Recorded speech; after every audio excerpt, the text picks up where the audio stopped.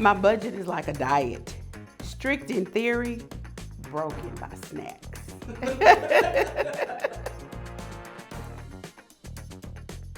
My name is Rosalind with Orion Financial, and today we're laying the foundation for financial success by building a budget.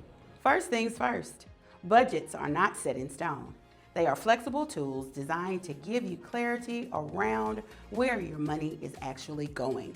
Most overspending does not happen because people are reckless. It happens because they lack visibility. A budget fixes that. Start by listing your monthly expenses. These fall into two categories, fixed and variable.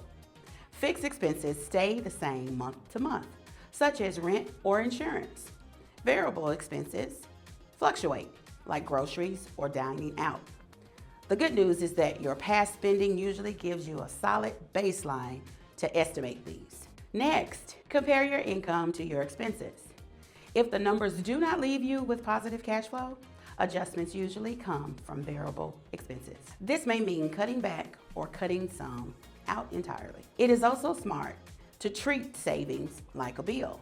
Decide how much you want to save each month and build it into your budget as a non-negotiable expense. Remember that a budget only works if you use it.